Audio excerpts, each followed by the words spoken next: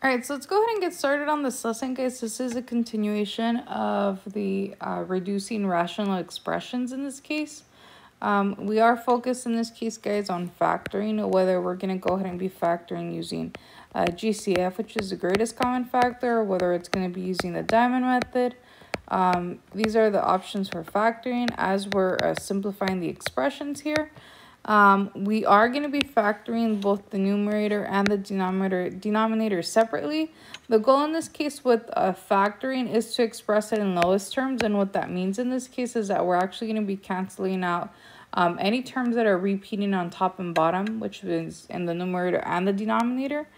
And we're also going to be focused on identifying the domain. Once again, the domain is related to the denominator, and it's basically looking for any values, x values that are going to make an undefined solution or give us an undefined solution. So we actually want to go ahead and exclude any values that are going to make our denominator equal to 0. So let's go ahead and start off in this case with our first equation here. And we want to go ahead and simplify the expression here of a 6x plus 30 over a 2x plus 10. All right. Now, in this case, guys, if we take a look at this here, I really can't do the diamond method on this one because the highest exponent on these here is a 1. So I can't do the diamond, but I can do a GCF in this case. I want to go ahead and do a GCF for the top. And in this case, the biggest number that divides into both 6 and 30 is actually a 6. So we did that. And then on the bottom, we also have a GCF, and GCF in this case for that one is a 2. So let's go ahead and rewrite this. Let's go ahead and rewrite that. And that's going to be a 6 because that's the GCF. We open up parentheses. And whenever we're doing GCF in this case, guys, or factoring out a greatest common factor, you're basically dividing, but you're not losing the GCF itself. So we have left an x plus a 5. Move on to the denominator in this case. I factor out a 2, and I should have x plus a 5 inside. Now, notice in this case that the expression here is repeating x plus 5. I could actually cancel that out. That's actually just going to become a 1.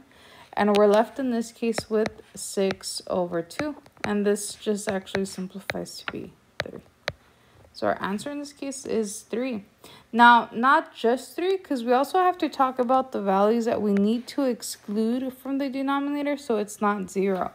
Now, whenever we want to go ahead and identify in this case the domain in this case is making your denominator in this case equal to 0. So I would make 2x plus 10, make that equal to 0. We actually solve for x, subtract 10 to both sides, cancels, and we have a 2x equals a negative 10. So then if we divide, x in this case would be a negative 5. Now in this case, this is a value we need to exclude. This is a value that needs to be excluded.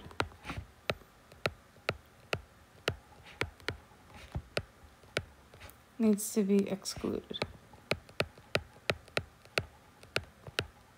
Because once again, if I were to input this negative 5 into the denominator here, it would actually give me a 0, which is an undefined solution. So we don't want that.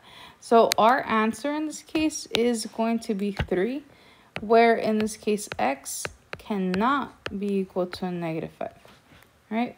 Now, in this case, guys, we could have also solved this by making this part, the factored part, equal to 0, and then solving for x from there.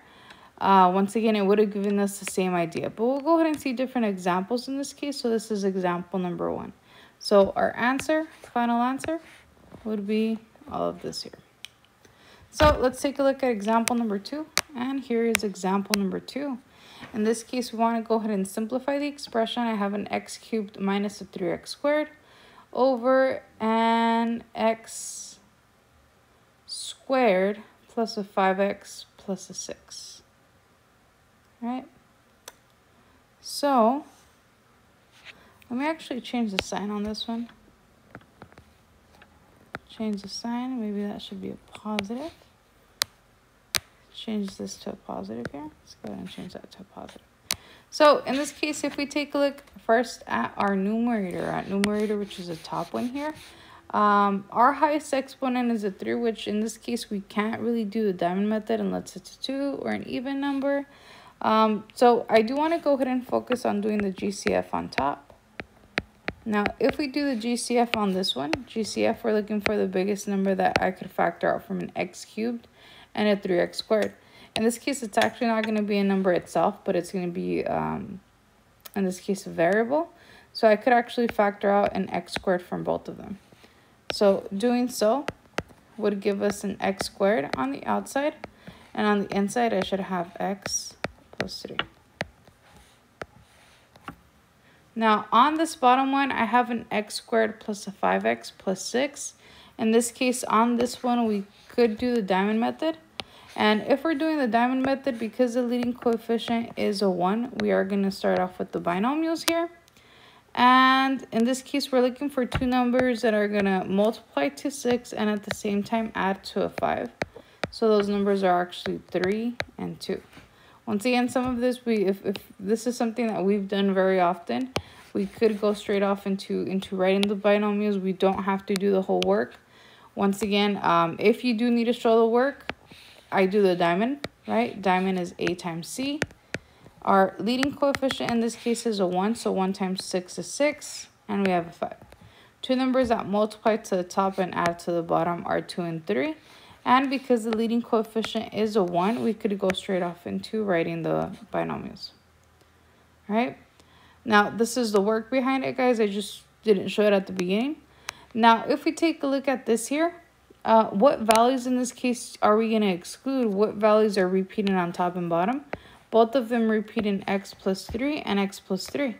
So, final answer in this case should be x squared over and x plus 2. Now, this is the simplified form. This is the lowest terms. I still need to identify in this case our domain. Now, if we're looking at the domain, guys, once again, it's identifying what values in the denominator will give us a 0. So I am actually going to work with this denominator here because it's already factored. So I'm going to go ahead and actually get the denominator of x plus 3 and x plus 2. And we're going to go ahead and make that equal to 0. If we make it equal to 0, we're basically making each of the binomials here equal to 0 and solving for x. So in this case, x is going to be equal to -3 and x is going to equal to -2. And these are actually values, once again, we need to exclude. Values we need to exclude. All right. Once again, we could do a check in this case. Let's go ahead and actually bring out our calculator here. I'm actually going to try to use the original one. If I do a -3 parentheses squared plus 5 times a -3 plus 6,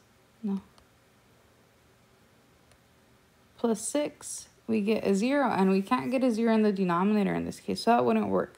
If I replace that in this case with a -2 and a -2, we also get a 0. So in this case, those two values are the ones we need to exclude. So final answer is an x squared over an x plus 2, where x in this case cannot equal a -3 or a -2. So those are values we need to exclude. And that would be our solution. All right, let's take a look at the next example. Here is our next example. And in this case, once again, we're simplifying the expression here. Now, on most of these, I am actually going to be skipping the work of doing the diamond method. Once again, I'm going to go ahead and be skipping the work of doing the diamond method for these. So, once again, highest exponent here is a 2. I am given a constant. So, let's go ahead and see if we could do that. So, I should be having two binomials. Now, in this case, since our leading coefficient is a 1, I'm going to have x's on both of them. And in this case, I'm looking for a number or two numbers that are going to multiply to negative 15 and at the same time add up to a negative 2. So multiply to negative 15 once again and add up to a negative 2. So those numbers in this case would actually be 5 and 3. But in this case, the 5 is the negative and a positive 3. Right. Taking a look at the bottom in this case, once again, leading coefficient is a 1, so that's just going to be x's. And in this case, two numbers that multiply to a negative 6 and add up to a 1 would be a positive 3 and a negative 2. Once again, if you're not sure about this, you could do the diamond method. Like I said, we could do the diamond method to verify. I'm just going to set it up for you guys, but that's where I'm getting, in this case, my answers from. Now, in this case, what is repeating on top and bottom here is x plus 3 and x plus 3. So part of our final answer is going to be the x minus 5 over an x minus a 2. Now, in this case, once again, the domain. Let's not forget the domain. In this case is going to be x plus 3 times x minus a 2, and that's going to be equal to 0. So x in this case cannot equal a negative 3, and x cannot equal a 2. So in this case, in our final answer, I should have where x cannot equal a negative 3 or a 2. And that would be our final answer. We have one more. We have one more. And here is the last one we're going to go ahead and do together. All right. So once again, we're working with the trinomial expression. So we're going to go ahead and a quadratic, in this case, a quadratic trinomial. So we should be having two binomials on each of them. In this case, once again, since our leading coefficient here is a 1 and it's an x, I should be putting an x on both of these. So let's go ahead and put that x. Now, in this case, we're looking for two numbers that are going to multiply to a 12 and at the same time add up to a negative 7. Because the middle term is negative and our constant is positive, it means both of these will be negative, and those numbers are going to be 4 and 3. Negative 4 times a negative 3 is a positive 12, and negative 4 minus a 3 is a negative 7. Once again, if you verify, go ahead and do the diamond method. On the bottom, once again, same thing. Leading coefficient in this case is a 1, and we have the x. So that's going to be x on both of them. In this case, our constant is a positive and the middle term is negative, which means both of them are going to be negative. And two numbers that multiply to a 9 and add up to a negative 6 are going to be negative 3 and negative 3. So in this case, once again, these repeat, so they cancel. And our final answer, or part of our final answer, should be x minus a 4 over x minus a 3. Where in this case, x cannot equal, in this case, certain values. So those values in this case are once again in the domain. So let's go ahead and do that. Domain. You're making the binomials in this case equal to a 0. Or we could have done actually x minus a 3 squared, but we'll go ahead and leave it as that. X in this case cannot equal a 3. And it's actually the same thing on both of them because it's the identical one. So it's actually just one value x cannot equal. And that in this case would be 3. So that there is our final answer. That is our final answer. And in this case, this is the practice problem that is left for you. So go ahead and complete this. And